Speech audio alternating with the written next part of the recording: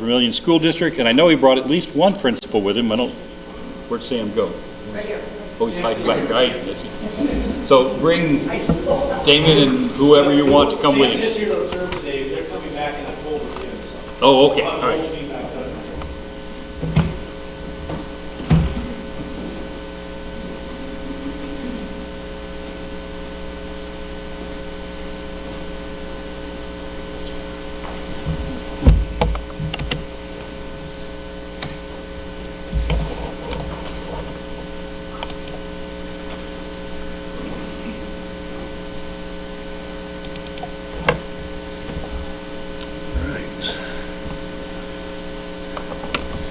Sorry about that. Let's get everything right here. Well, as Mark said, I'm Dr. Damon Alvey, Superintendent of Vermillion Schools, and as usual, it's a great pleasure to get a chance to come and talk to the Rotarians or any other group in our community who helps contribute to the success of our school. So we've refurbished the look of the annual report. As you remember, about this time each year, I come to you with 2 pages of things about the school district, from history to some things that we're working on to our financials and things like that. And as part of our strategic plan to improve communications and kind of refresh some things that have been out there, we've kind of refurbished some of that same information, put it in a little bit different form. You'll see it come out in the newspaper in the next week or so. And I'll share a little bit of that, and then I'll talk a little bit about some initiatives that are going on within the district. But just to start with, I guess I would just talk about some general information. Most of you know about our district. We were established as a school district in 1876 here in Clay County. Our high school building was built in 1966 with several additions since that time, of course. Our middle school was built in 1972. And now with our brand new Vermillion Elementary School being completed last year, we've taken 2 buildings off of our roster and completed one big building with Vermillion Elementary School, which you've seen and heard about. I guess a couple things about our school district. I won't mention the vision statement and the mission statement there, but like most, it's always dedicated to serving kids and coming to school with a way to help improve their experiences within the district. But our district size and things are the same as that you've seen us talk about in the past, which is, our district is 179 square miles. We go up to the north and meet up with Beersford and Irene-Waconda districts, and of course we head to the west and we bump into Gayville-Wallen, and then of course we head to the south and to the east, and we run into Elk Point's district there. Our data here has stayed rather consistent with the exception of our student enrollment. For the first, I've been here 9 years now. For the first 7 years, I've come to you each year and said our enrollment has grown. And during that time, it had grown by over 170 students in those 7 years. The last 2 years, we've experienced 2 years of decline. And some of that is attributed to kids going to homeschool, and some of it's the kids have moved away with families, just like we typically have. It's a pretty transient community at K-12 here in Vermillion. And just in fact, we reported to the board 2 weeks ago that we'd reached that 13, 15 was the number we'd kind of reported to the board at that time. The next day, we gained 10 kids. And by Friday of the same week, which was a week ago, we had lost 8 kids. So we're up 2 at the end of that week. Since that time, it's a rolling, basically, obstacle to try to figure out what our enrollment is. The official count for Vermillion School District, all schools in the state, will come out on Friday. The kids you have in your seat on Friday is what you'll be funded for the entire year. Whether you lose a bunch on Monday or you gained a bunch on Monday, the number on Friday is the number that you're going to be funded for. So, of course, we put a lot of effort into making sure kids are enrolled. We're doing child find activities, making sure that the families that have said that they're coming to Vermillion or planning to come, we're trying to get them to move and be present and situated as early in the fall as we can prior to September 26th, of course. Data there about eligible and free reduced lunch are 32%. Basically, that's our kind of our poverty rating. That's pretty consistent. We've stayed in my time here anywhere between 31 and 35.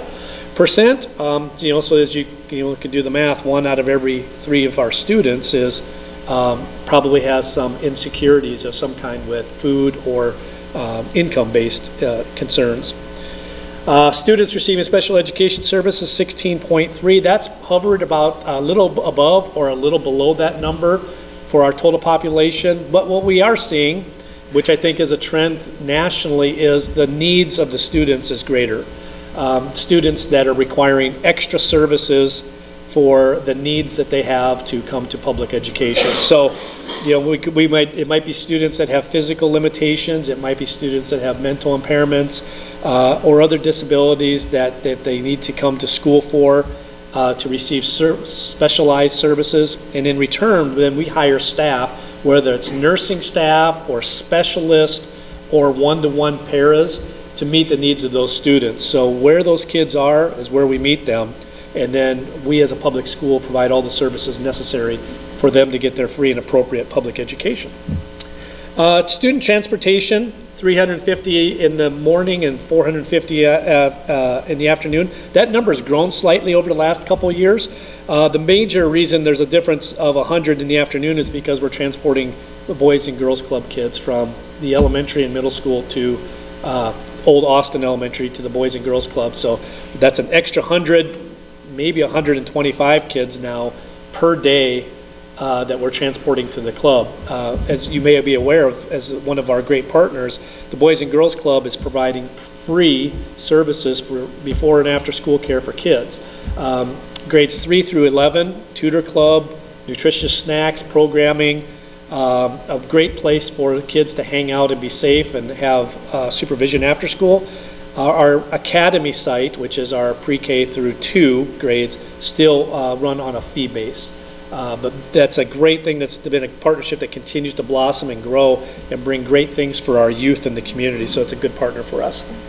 Our certified staff to student ratio, 1 to 12, that's pretty consistent where we've been. Primary grades, class sizes. Our school board has put a very big effort on making sure our kindergarten, first, second grade, and the third grade this year are all as the lowest student-teacher ratio that we could possibly get. And so as you can see, a 17 to 1, or excuse me, 12 to 1 there, but average class size of 17. We know that when we get engagement with kids at those younger grades that we're going to see the dividends later in 3rd, 4th, 5th grade. We hope that extra attention with 5, 6, 7 less kids in that classroom will pay off, not only for the kids but for the teacher, to make sure that we're giving those kids a high quality, personalized attention that they need and deserve. As they get into upper elementaries, of course, it naturally increases a little bit, but that number from 21 is down a little bit because we typically would see 24, 25 in that class, but with the declining enrollment of the district the last couple of years, we've seen that dip to about 21 in our average classes, 3, 4, and 5. District attendance rate is 92%, while on the surface that seems admirable and something that we're pretty proud of. 92% is we'd like to be at 95. That's the state's goal for us. In fact, we get put on a report card about trying to make sure that we have 95% attendance rate. But what we can say is of the 8% that we're missing, that is chronic absenteeism.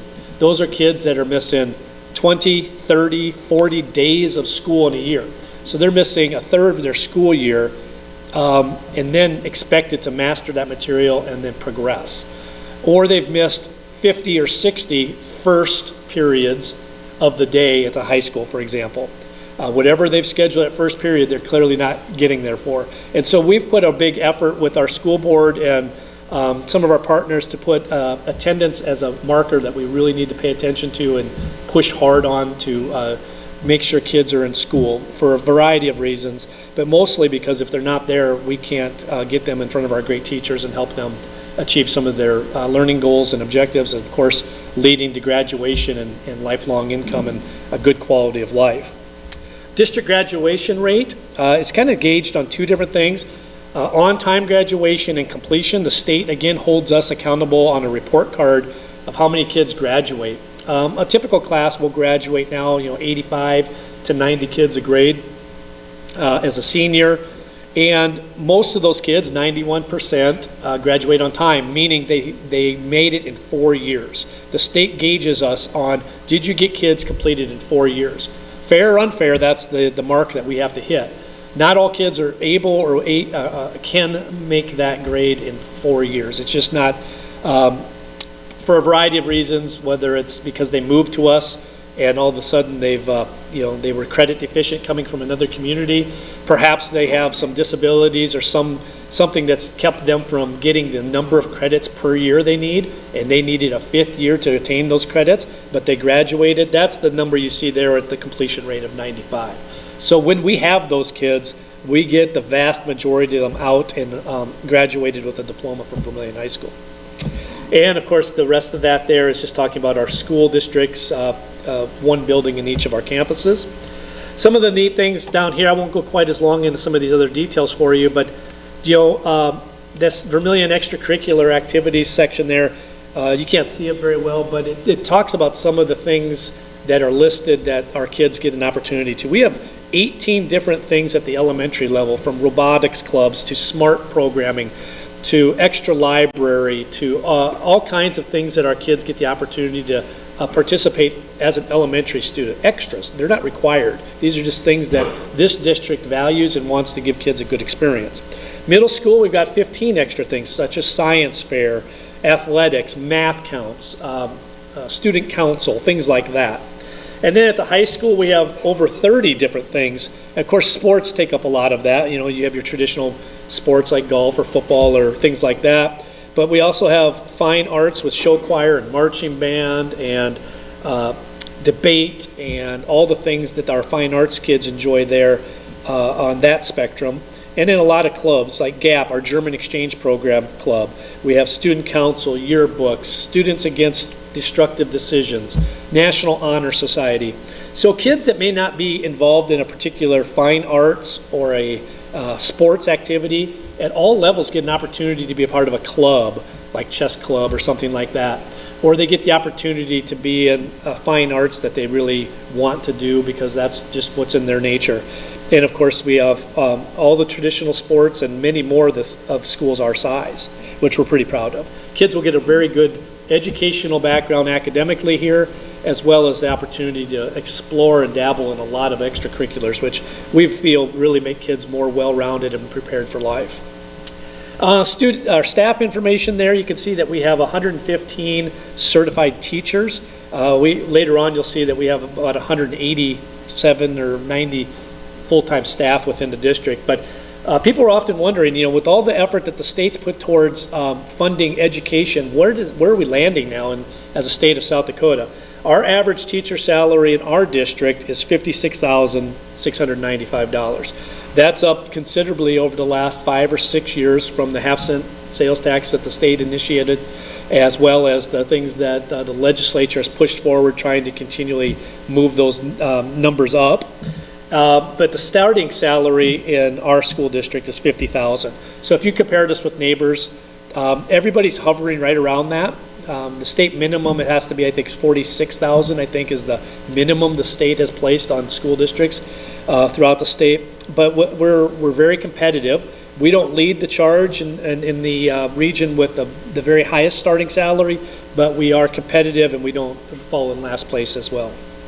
Average teacher experiences, just over 14 years, and over half of our teachers have got a master's degree or some sort of advanced degree, which we think makes them very qualified. Highly qualified, another measurement the state holds us to on our report card. 99% of our staff are highly qualified. Basically, to be not qualified means we've hired somebody that is not endorsed in that area.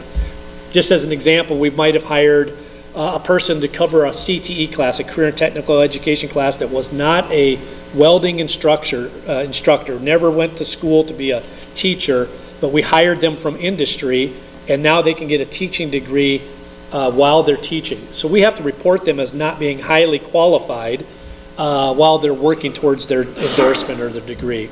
And we've used that flexibility from the state over the years, and we're thankful to have it, as every school in the state is that if we were not able to hire teachers that are, I guess, people that want to be teachers, and we were getting just industry experts and then training them to be teachers afterwards, we would have positions in our district and every district around us that would be unfilled. You may not have a CTE program, or you might not be able to get the chemistry teacher, for example, because you couldn't put somebody in there that wasn't highly qualified. So we're thankful for that flexibility. So stats on last year's class: we had 85 graduates, we had 21 Regent Scholars, which is a very rigorous state curriculum. It's basically you're taking advanced courses in math, language, and science. You're taking a foreign language and other dual credit type opportunities. 9 Opportunity Scholars, those are also folks that are taking a very prescribed set of coursework, and then they are eligible for grants and scholarships from the state of South Dakota because they achieved that honor. Honor students, again, are some of our best students that basically are taking select curriculum, advanced placement coursework, holding a 3.0 GPA at least at that point, and not just taking some of our more basic coursework. So that's sort of an honor that, you see 50, some of our 85 graduates were on those 2 tracks. That says something about the kids that are coming through our district. And as an average, that class had over a 3.0 grade point average, which is really, really good. A little bit there on the graphs there, it talk a little bit about our enrollment. It talks about when I came here in 2017, we were at 1,220 students. Apologize, you can't read that very well.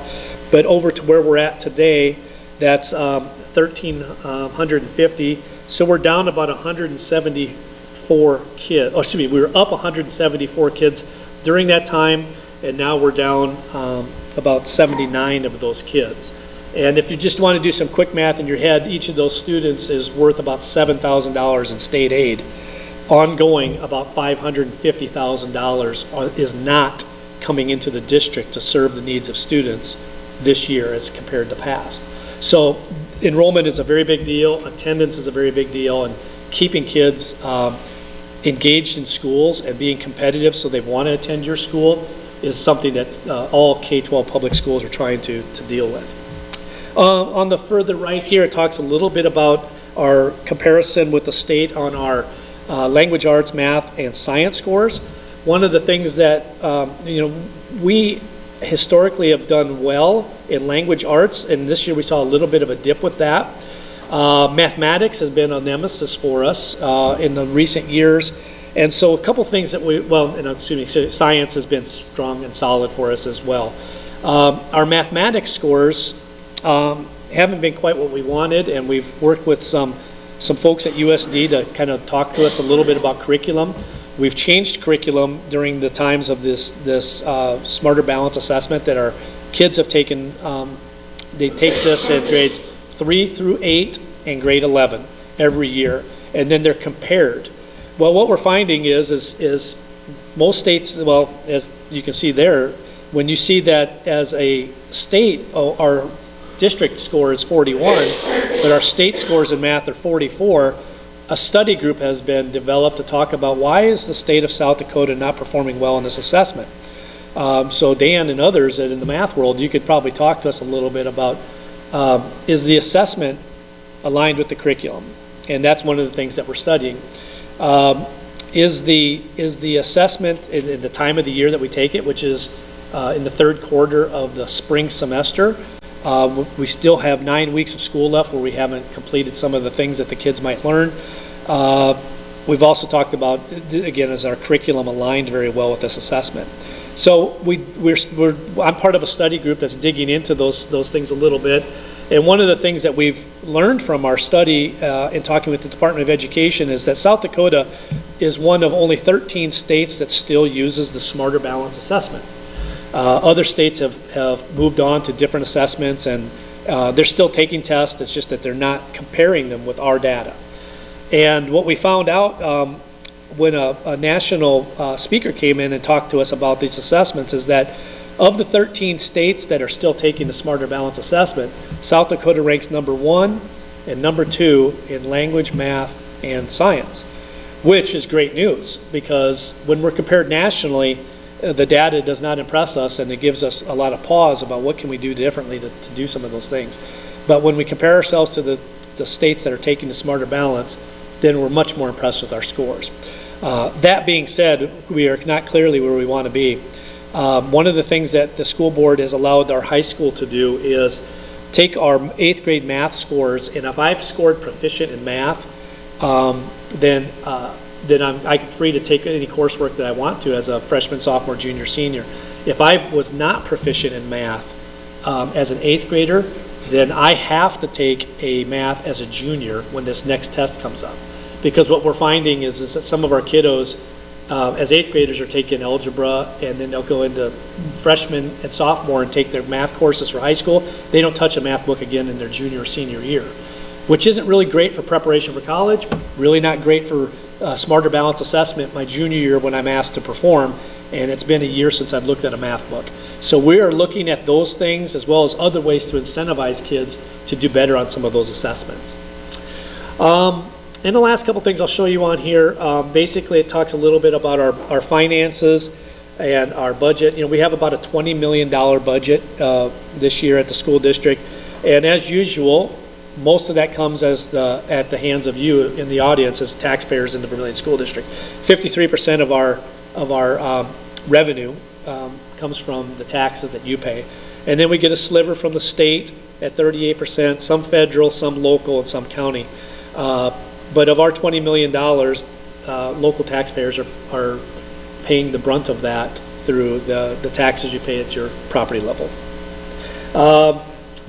On the other side there, we talk a little bit about some services there. You can notice that salary and benefits, 65 to 68% of our dollars go to pay for staff to serve kids, and then other things include contracted services or other things that are purchased to make the school run. And the other one is just a breakdown of the full and part-time personnel we have in the district. So anything there before I go on to just the last couple things that you guys had questions on, or things, I'll take it at any time, but I can wait till the end as well.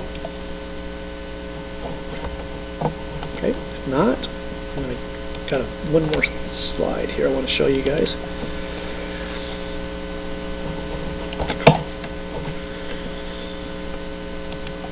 Oops.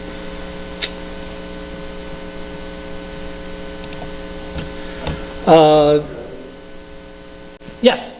Sorry, Chris.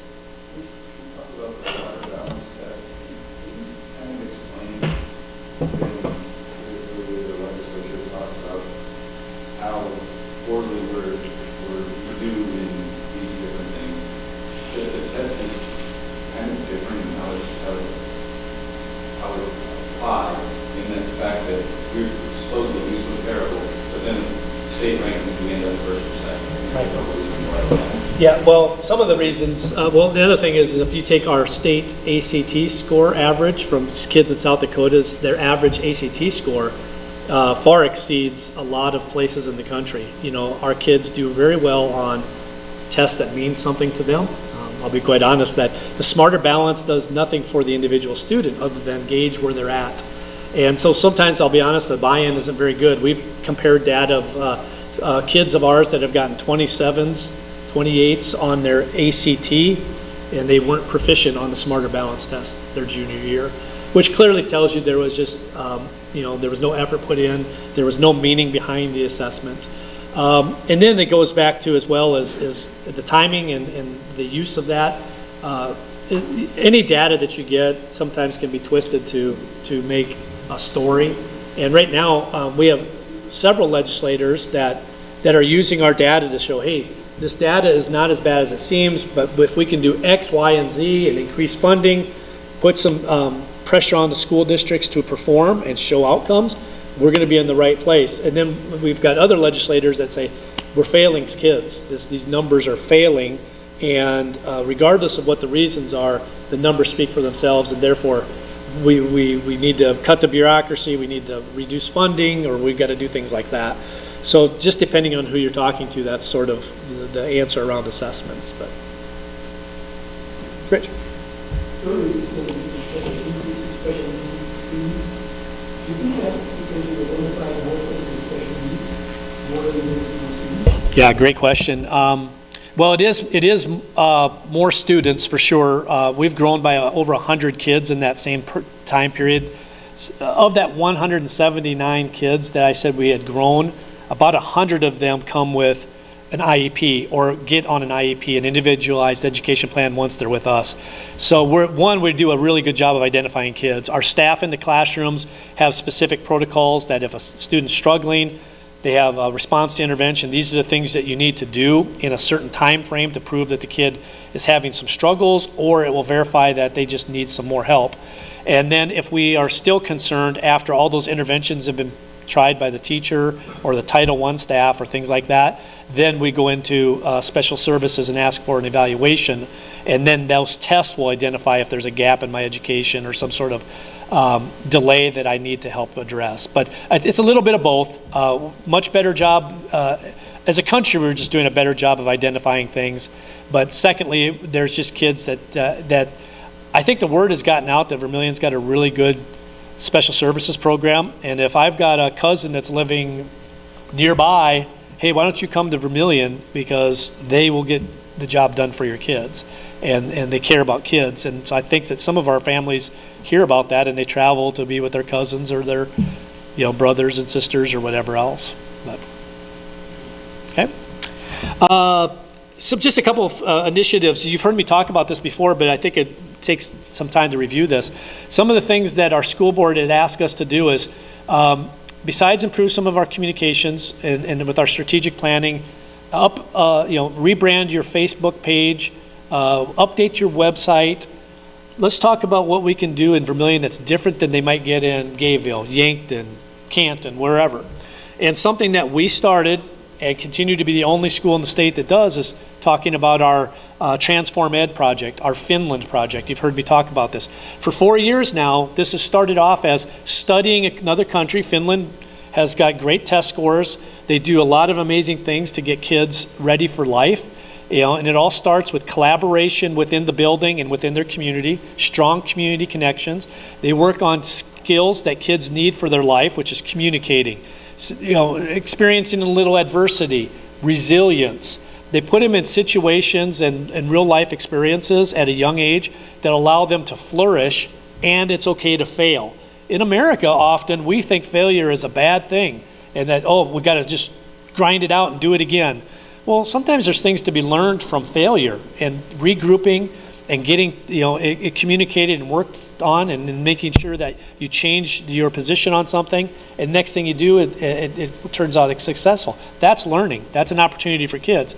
So we've learned from year one, brain breaks, collaborative experiences, developing strong partnerships in the community, working with industry, working with businesses can have a positive impact in K-12 education. Second year, we talked about, and working with our partners in the VCDC specifically, we talked about let's solve a community problem. What represents Vermillion? And as you recall, we collaboratively put kindergarten through 12th graders together, including St. Agnes, in a situation where they found ideas that best represented Vermillion. Over an 8-month period, they worked on their collaboration skills. They had to make a presentation. We had public judges. We had the opportunity to develop a tangible physical product. And every kid had an opportunity to be a part of a team and work on collaborating and communicating those ideas, give and take a little bit. Our older kids had to listen to the great ideas, because little guys have got lots of ideas, but they don't know how to reel that in all the time. So our 12th graders had to listen to the great ideas from the little guys and then sort of reel it in tactfully and talk about, well, maybe we could do some of that, but we should probably go in a different direction. All are good life skills. We took that one step further last year, and we wanted to create a place on our campuses that would be another extension of classrooms. And we called it our outdoor learning experiences. So last year, kids, again, collaboratively worked together. They created outdoor learning concepts, which included things from gazebos to picnic tables to exercise bikes to art stands to gardens and everything in between. And then we took those ideas, we molded them around, and then we got a grant from the Vermillion Public School Foundation for $80,000 to make those things come to life. Now, on our campuses, you're seeing some of that transformation now. We've got some of our picnic tables in, our outdoor shelter space is being constructed by a local company, and the things and the pieces of that the kids had put in are now starting to show up on our campus. It was a very busy summer for our contractors and for vendors, so we didn't get as good a kickstart on it this summer as we would have hoped, but we ended up getting it in full swing now. In year 4, now we're working on the Let It Grow project. This is an extension of individual things now, not so much there'll be some group collaborative efforts here, but this is more about giving kids ideas and permission to go out and do what they want to do. For example, if I wanted to open up a dog walking business and I'm a 4th grader, what could I do to do that? Well, we're going to ask the kid, research that. What do dog walkers do? You're going to need to have some clientele. Well, do you like dogs? You know, do you have a dog of your own? You know, we're going to ask them to talk about these ideas, and then what are you going to do to try to make that happen? And then we're going to ask them to try to make it happen. So over the course of the next several months, our kids will sometimes we're going to be grouped together because there might be several that have the same idea. And then there's going to be others that are just going to individually let it grow on their own projects. So you're going to hear me come talk about that at the end of the year, but it'll look very similar to our other Finland projects where we're going to have some people come in and listen, engage, and talk to the kids about these particular projects. And then the last couple things there is, again, from our strategic plan, our board knew that internal communications was a goal of our staff to have better internal communications. So we talked about what can we do to make that work. Well, safety and school safety and school security is always high on that list. So we wrote a grant and received a couple $100,000 to update all of our internal intercom systems. We have the ability from my office to talk to any place in the district now. Before I couldn't do that. I could talk to the high school, but that was it. Now I can talk to people at the elementary. If there's an issue or just a great announcement I want to make to the whole district about something, I can do that now. Classrooms can also do that back to their offices. We also had increased security things with our panic buttons. In the event that we ever needed to lock down a building and do it with one push of a button, we've got that ability now. Door access and cameras were the other part of that.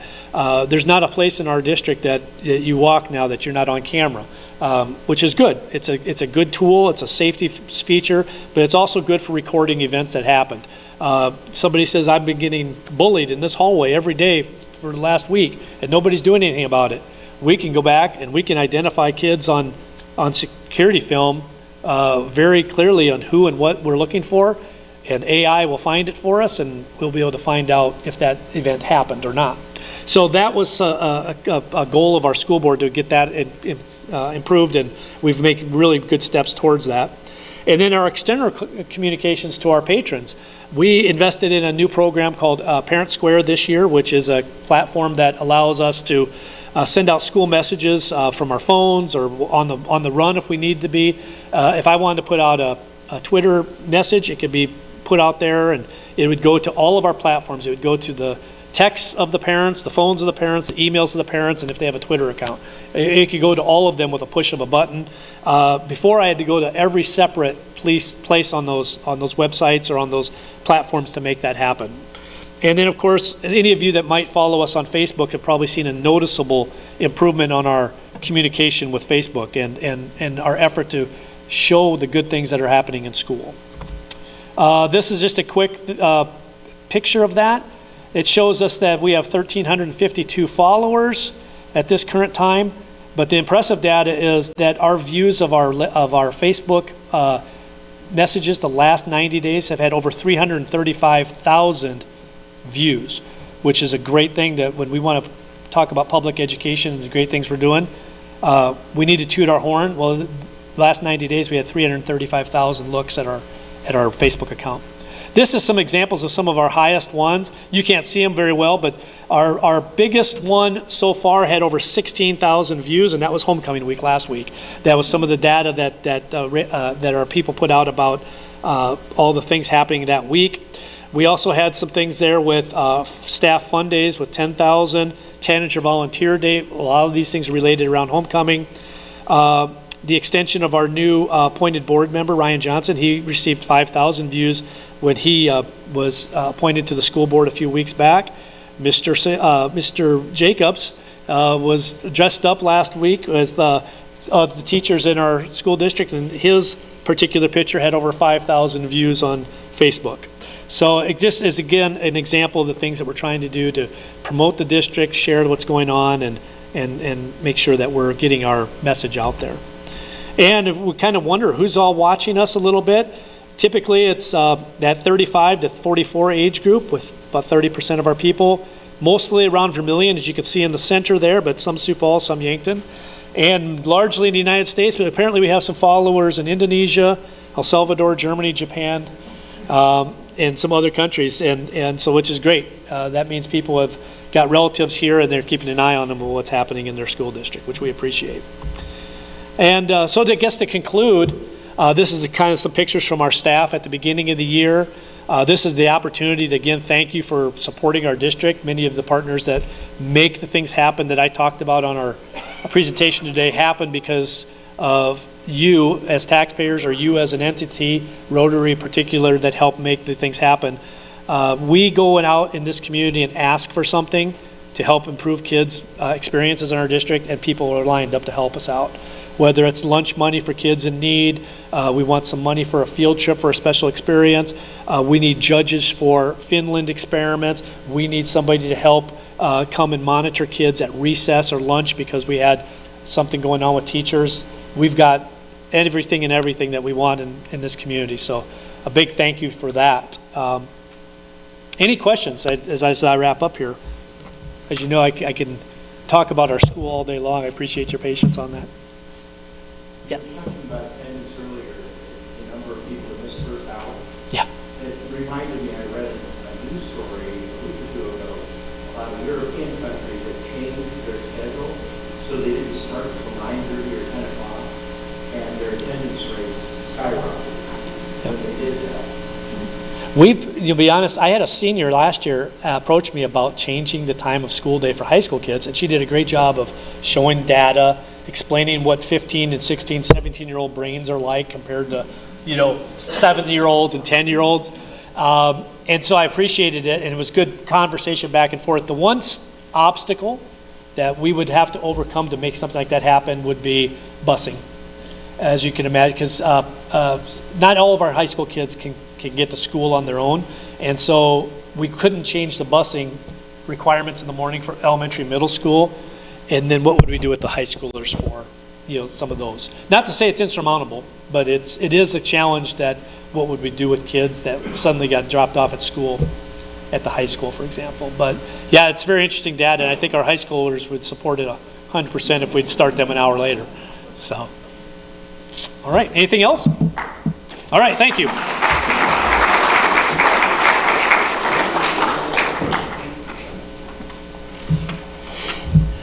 Thank you, Damon. It's always nice to get caught up on what's going on around the school district. So let's see. I want to thank our guests for coming. Linda, Henry, Bernice, thank you for coming. We need to get a 50-50 drawing.